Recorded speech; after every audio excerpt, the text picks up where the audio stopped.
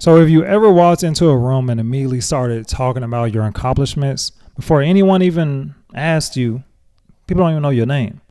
If you ever felt like you need to one up everybody's story, oh, you did this, but I did this too. I've done that a couple of times myself. If you ever bought something expensive specifically so people would just notice it, then congratulations, right? You're about to feel very seen and very attacked when I talk about this next person here, because you might just be relating to my main man, William. So William, once again, the only main male character in The Girlfriends. He was a very funny guy. To me, he was one of my favorite characters in Girlfriends. And if he wasn't in Girlfriends, I don't think Girlfriends would have been the same type of show. So we had to appreciate William as a character. And I definitely did. I think William was a great character. I thought he killed it. I say, even though it was Girlfriends, the 4 girlfriends, Joan, Maya, Lynn, and Tony and everything, but Girlfriends would not be Girlfriends without William. So William's entire personality was what I like to call defensive excellence. See, William couldn't just be good at his job. He had to make sure everybody, from his colleagues to his superiors to the people that was below him, that he was good at his job. Every conversation was a resume. Every interaction was an interview. Every outfit was a press release about, I belong here, damn it. That's how William would be, right? But here's the thing about it, right? Confident people don't need to prove that they confident every 5 minutes.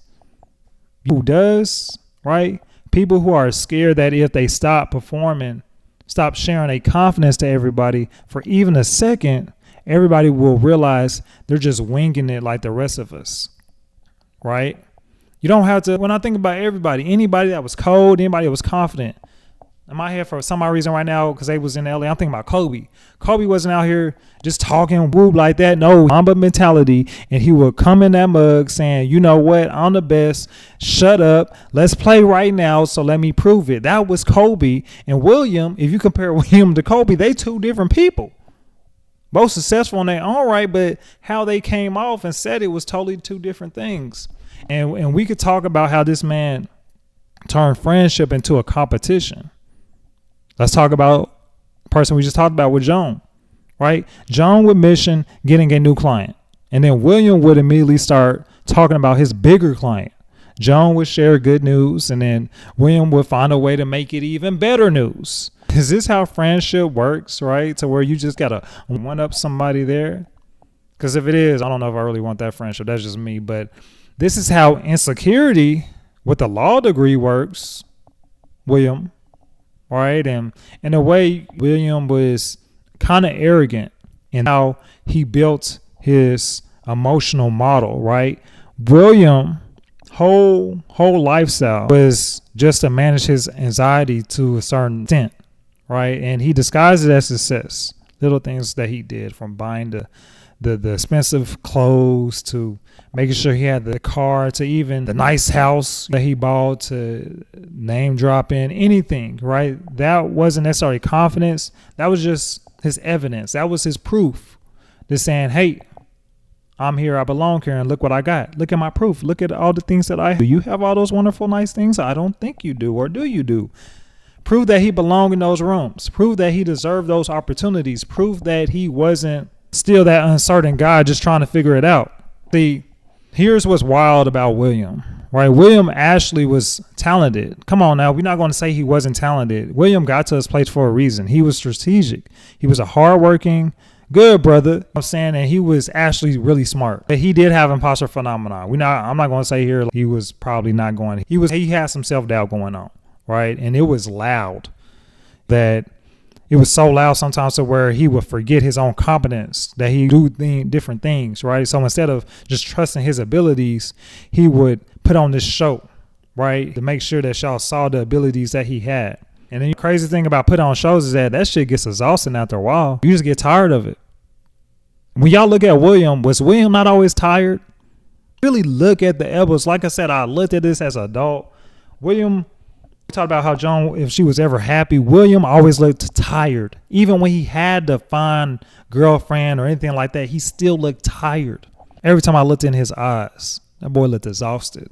Being good at your job and having to perform at being good at your job, boy, what? Is that sustainable? No, that's tough. And then William was always comparing himself. Even when you think about his relationship with Joan, like I said, because it was William and Joan that worked at the same law firm, everything like that. William was constantly one up in Joan every single time. It was actually, that was one of the issues, right? It was a constant competition. Joan gets recognition, then William's going to feel invisible about it. Joan gets promoted, and then William feels like he got demoted. Joan gets praised, and then William, for some odd reason, feels criticized. It makes really no sense. And then you got to wonder, like, is this what friendship is about? That seems like a trauma type of bond, if anything, right? Instead of just mutual respect for one each other. It's crazy when you think about William, because both of them, really William and Joan, but when you think about both of them, they were both excellent at their jobs. They were outstanding lawyers, and everybody in the entire firm knew it. They was really competing for the same role per se, so that's how you know that they were actually really good. The thing about how imposter phenomenon impacted William, right, is that it made him believe that success was a finite thing, right? If Joan was winning, that means that he was losing. It was like a black or gray thing. It was a winner take all for William. If you ever felt upset when a colleague got recognition, if you ever found yourself putting down someone else's achievements to make yourself feel better, if you ever turned a workplace relationship into a secret competition, right? Even if you turn your friendships into a competition, well, I don't know if that's ambition, right? That might be something else, self-doubt, making you think that there's only room for one successful person in the room. And then that one person better be you. And the crazy thing about it is that we see this always, especially when it comes to us, you know what I'm saying, minorities, black people. I'm saying it's actually always room for more people. But then because we're so used to being panned against each other, we only think it's only room for one of us to get through the door. And then if there's only one door, that means that only one of us can only get through at one time. So even when you think you're helping somebody, you really still limited the entire community, because you picking and choosing who's going to get through the door, because you in the door right now. You blocking the door. So can we please just discuss, right, and think about that? See, William was a complicated man. When I think about William, man, from even how he would date people. He dated a couple people within a friend group, now that I think about it too. So let's just talk about when he was dating his boss. He was feeling insecure about his professional competence, and then he decided to add romance to the whole equation with the person who controls your career. That seems like it could bring chaos into your life, right? And William couldn't just be vulnerable. Every personal moment carried professional weight. How do you tell somebody you love them when you're also trying to prove you deserve your job? How do you be authentic with somebody when you're terrified they'll realize you're not as capable as you pretend to be, which he always was pretending with this woman? And the thing about William was that he would sabotage something beautiful sometimes because he couldn't separate the two, his professional life and his personal worth. That's the thing about these professional jobs, is that sometimes we let our professional job become our identity. He couldn't just be William the person. He had to be William the lawyer, William the professional, right? The status always wanted, because he was just so busy being the esquire, the attorney, right? And I said, if I was supposed to meet my boy William, I fly out there, go to LA, you know what I'm saying, we do a Zoom call, whatever we got to do. This is what I would tell my boy William. I was like, William, come in my office, say, what's up, man? You give him that. What up, boy? How you doing? Boy, man, you killing it out there. I see you up at the top. Only Negro in a room right now. But man, he would tell me about his life. I was like, man, your life seems a little bit complicated. I would say, man, first, William, man, your worth is not in your win rate, boy. Even though that's how he's programmed to be as a lawyer, you don't have to be the smartest person in every room that you go into. Smartest person in every room to deserve to be in every room. You're not an imposter. You're just, once again, human. That's what we be forgetting. Humans don't know everything all the time. That's impossible. Even the smartest person that you could think and know today, they don't know everything. I could think about the smartest scientists I know. Many people. I'm just thinking about black scientists like the Warners, Einsteins, any of them, right? They didn't know everything. And that's all. They was okay. They knew that they didn't know anything. They said that they didn't know anything, but they had an idea, but they said they didn't know anything. Second thing I would talk to William, say, William, we got to talk about this competition addiction that you have, right? That you got going on with everybody in your life. Success is not a pie, my good brother, right? Your good friend Joan, achievements don't eat into your portion of your pie. What? You exceed your own expectations. That's what I tell my clients, to exceed your expectations. Don't look to the left. Don't look to the right of them, right? There's enough professional recognition for both of y'all, for you to thrive. Just because she's winning over here, congratulate her and then keep it pushing. Because she got her own pie that she's eating right now. You got your own pie too. I'm saying you exceed your own expectation. I can't say that because with my Brave framework, that's one of the key things to get through this. You have to exceed your own expectations, right? You have to respect your journey. Once again, part of my Brave framework. You're not comparing yourself to other people. Then the third thing I'm going to tell you, my good brother, is that this is a big one. We need to separate your authentic competence from your performed competence. Now, hold on. Let me break it down, William, before you go all lawyer on me. You are good at what you do. I'm not even going to argue that. You can do things that I have no idea what the hell you're doing. You talk about briefs, and I'll say, what you want? You talking about my shorts right now? What you talking about? You talking about those draws? I don't know what you talking about when you talking about a brief. I can't tell you nothing about that because I know that you are good at what you do. You are intelligent. You are capable. The question is, can you believe that without needing everyone else to confirm it every 30 seconds? You just showed me your nice car. I just saw it. I know that you good. You wouldn't have the nice car. You wouldn't have to tell me you got on that $15,000 watch. Your work, you value. I get it. I'm saying. But my thing is, right? Why do you have to confirm that with me? I'm not competing with you right now. I'm saying. And then I will walk them through. How can you, now that we're aware of these things, you do these things, how can we go forward from this, right? Here's what William's healing journey will look like if I was being a friend, being a coach to him, right? Step one, I would say, we're going to work on something I call quiet confidence challenge that I just want to give to you. William, would you practice walking into a professional space without immediately establishing your credentials? Can you just do that for me? Don't recite your resume. Don't say any of your accomplishments. Don't announce it to anybody. Just show up as yourself and then just see what happens. Can you do that for me? Just do that for me. Then I would say, can we also address the comparison addiction that you have, right? Every time William, he would catch himself, caught himself measuring his success against someone else, he'll have to write down 3 things he accomplished that week that had nothing to do with anyone else. Just to break that competitive conditioning. Is you don't compare yourself. Is you, what's that? Is me versus me. Money bag. Yo, you know what I'm saying? Like, your biggest competition. Don't be comparing to everybody else. Because once you start comparing, that's going to throw your focus off. You need to focus on yourself. Then step 3, we're going to practice strategic as far as being vulnerable more. All right. William, would you start admitting when you don't know everything? You don't have to BS with me, man. Just say, I don't know. Ask a colleague for advice.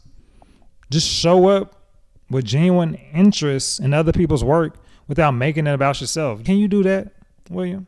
And then one more, because like I said, I just was noticing some things about you because I really mess with you, William. But we work on celebrating other people's wins without triggering your own insecurities. So when your friends, for example, let's say Joan, when Joan gets recognition, would you just practice congratulating Joan?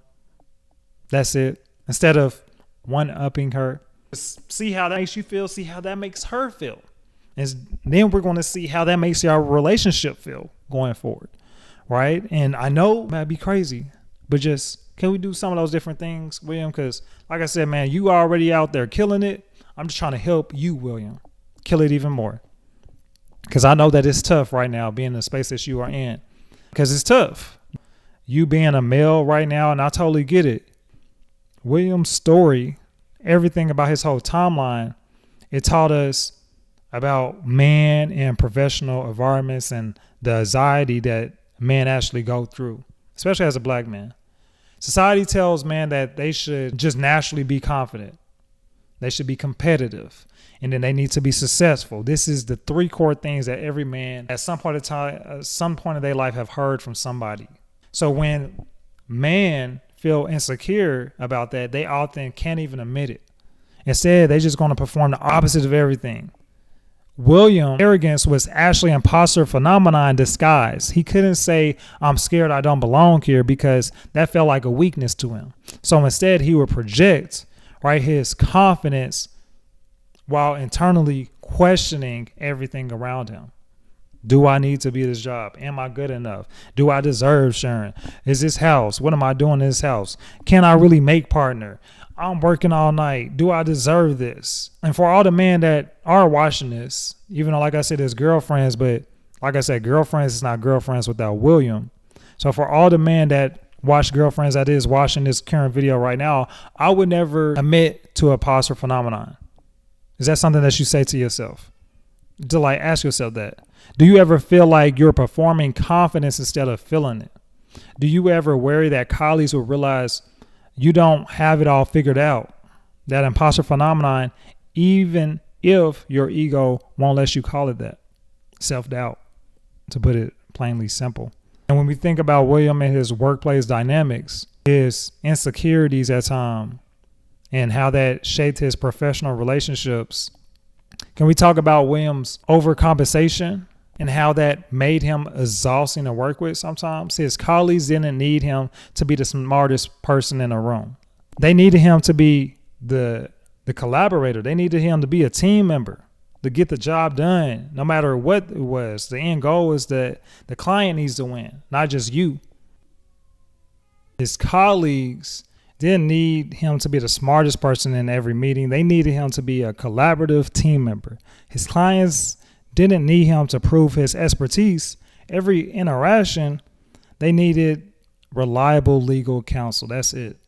But William couldn't just do good work. He had to announce that he was doing good work. He couldn't just be competent. He had to perform his competence. And that performance pushed away the very people who respected him as he was trying to earn it. The irony is that William was actually competent, right?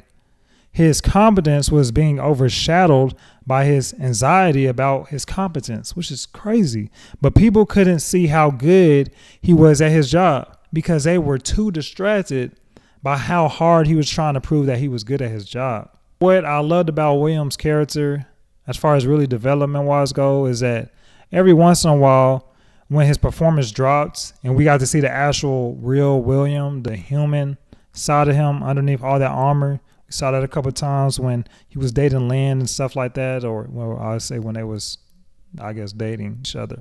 But when he finally admitted his feelings to Joan was another one.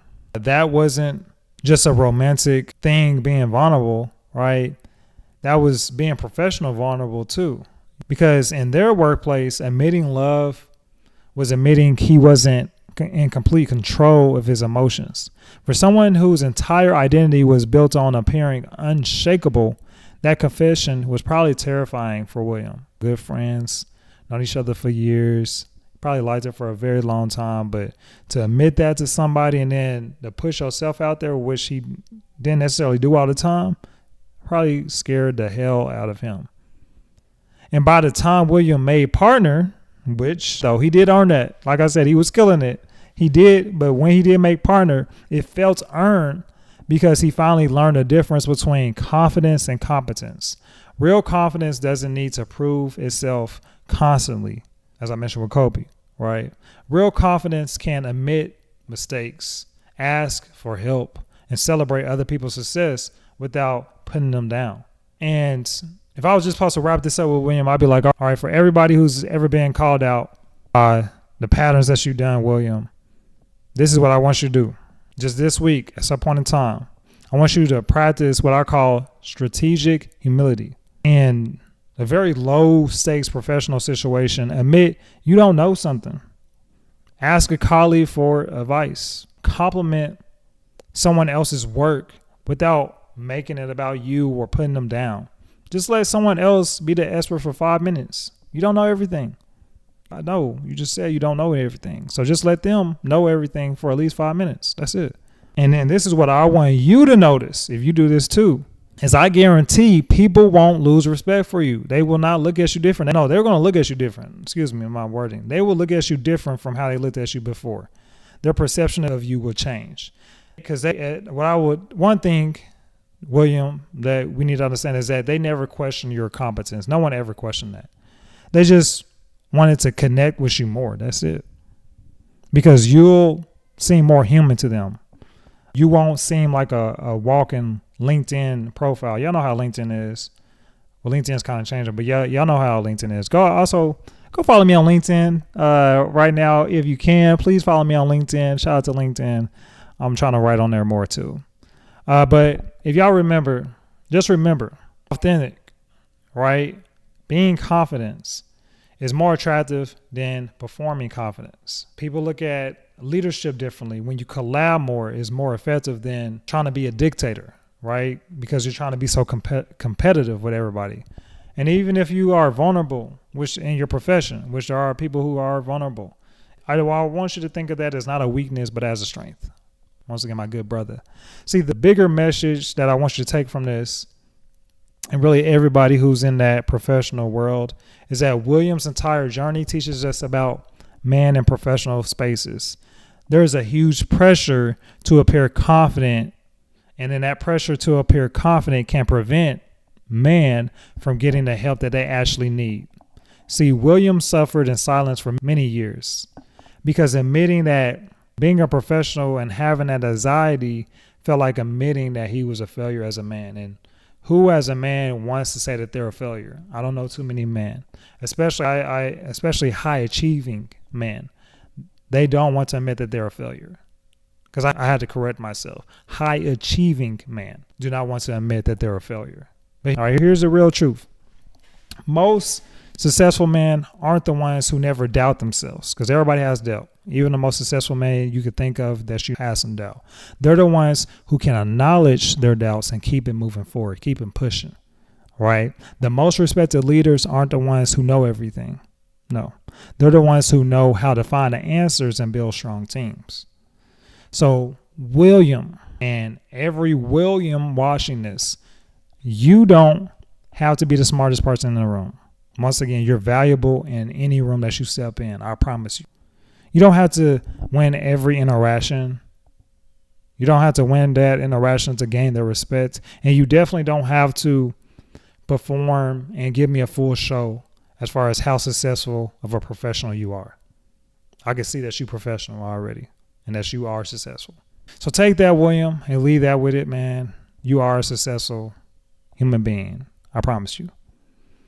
And next, who we're going to talk about? We're about to talk about my girl, Tony. I'm saying this is the one who turned shopping into a PhD program. I'm saying, so shout out to Tony. We will be talking to her next, right? Because like I said, girlfriends would not be girlfriends without William. Please do not say that. William was not a broken man at all. He was a very successful man. And like I said, I really loved William's character.